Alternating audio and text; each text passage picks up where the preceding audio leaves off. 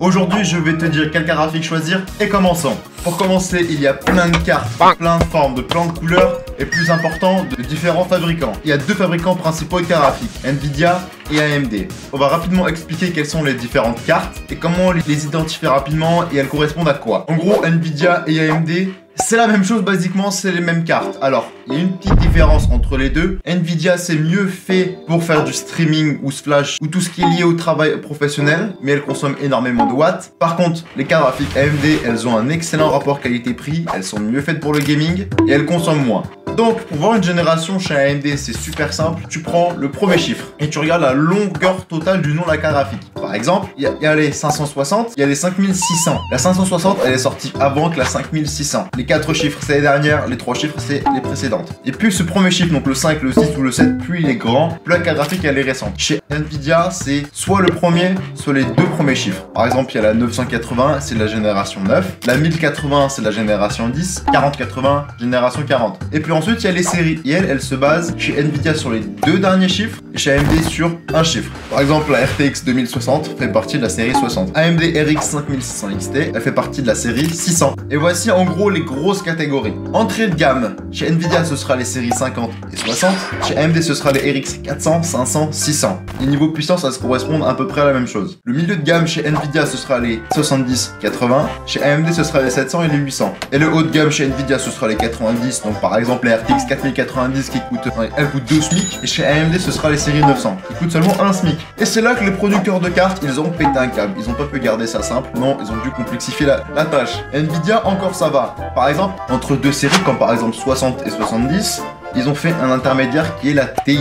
Donc par exemple, tu as dû voir la 3060, 3060 Ti. Bah, il y a la 3060. La 3060 Ti, elle est plus puissante que la 3060. Mais la 3060 Ti n'est pas plus puissante que la 3070. Ok, clair. Et là, chez AMD, ils ont pété un câble. Par exemple, si on prend la RX 6600 et la 6700, et ben entre, il y a deux autres cartes graphiques. Il y a la RX 6600 XT qui est plus puissante que la 6600 tout court. Et ensuite, il y a la RX 6650 XT qui est plus puissante que la RX 6600 XT, mais pas aussi puissante que la RX 6700. Ils ont pété un câble.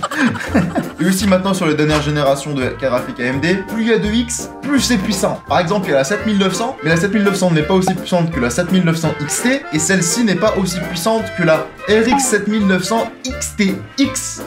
Et dans tout ça, qui choisir? Alors, c'est un petit peu plus compliqué que juste donner des budgets, parce qu'il y a 2-3 choses à savoir qui sont super importantes. Déjà de base, quelle résolution? On va faire le tour de toutes les résolutions, Full HD, Quad HD, 4K. Bon, 4K on s'en fout parce qu'il y a genre 1% des gens qui jouent en 4K. Donc ce qu'il faut savoir, si tu joues en Full HD, à peu près n'importe quelle carte graphique récente te permettra de jouer tranquillement en Full HD sans aucun problème. Ensuite il y a la 2K. Pour jouer en 2K, là il faut vraiment être prêt à mettre minimum 450-500 balles d'occasion pour avoir une bonne carte graphique. Soit en neuf, tu dois vraiment mettre 800-900 balles pour pouvoir jouer en 2K, selon moi. Le boîtier, la flow. Il faut que tu choisisses le bon boîtier pour avoir le bon airflow et aussi pour que la carte graphique puisse rentrer. Et donc déjà de base, l'airflow c'est quoi? C'est le flux d'air qui permet de refroidir ta carte graphique. Et si tu n'as pas un bon flux d'air, ça va être compliqué. Et en gros, tu vas surchauffer et si tu fais tout le temps surchauffer ta carte graphique sur une assez longue période de temps, elle va cramer. Et voici les différentes tailles. Les cartes graphiques à ventilo, elles rentreront partout, mais on va les exclure parce qu'assez souvent, c'est vraiment des très petites cartes graphiques et elles surchauffent assez vite. Et puis si tu joues en Full HD, tu prends 2 ventilos, ça rentre dans n'importe quel boîtier. Alors, si tu prends des 3 ventilos, le problème c'est que elle va être vraiment longue et vraiment grosse. Donc il faut vraiment que tu fasses gaffe à ça. Donc en gros, si tu as une grosse carte graphique, voici quelles sont les règles à respecter. Au niveau du cul de la carte graphique, il doit y avoir au minimum 5 cm jusqu'à avoir 10 cm pour permettre un bon échange d'air. Et puis en bas, il doit vraiment y avoir un minimum de 10 cm pour que la carte graphique puisse brasser de l'air frais. Sinon, elle va surchauffer. Normalement, si tu as un boîtier ATX normal,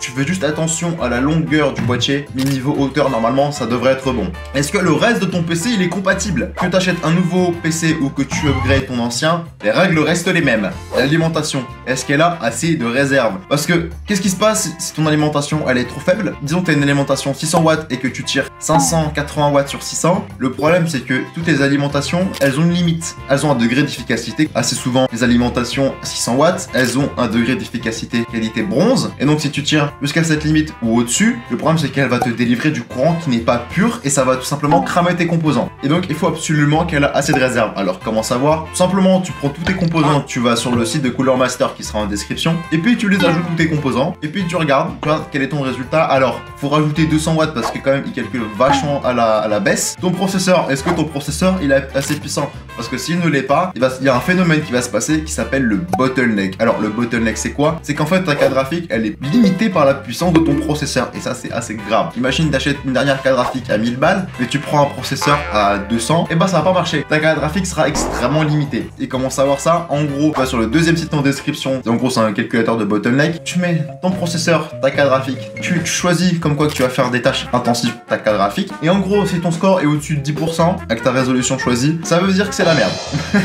En gros, il faut que soit tu baisses de carte graphique si t'as pas le budget, et si tu as le budget, il faut que tu prennes un plus gros processeur. Et donc, comment enfin choisir de carte graphique? Et en gros, il y a plusieurs choix de budget. Et comment déterminer son budget pour la carte graphique? En gros, c'est un budget qui est supérieur à 600 euros, 40 à 50% de ton budget devrait aller vers ta carte graphique. Donc, on va commencer simple. Disons que tu as entre 80 et 150 euros de budget. Chez AMD, il y a très peu de cartes graphiques, à part la RX 6400 XT. Et après, à ce prix-là, tu peux prendre que de l'occasion. Et à ce prix-là, c'est 1060 ou 1660, de 250 à 350 euros.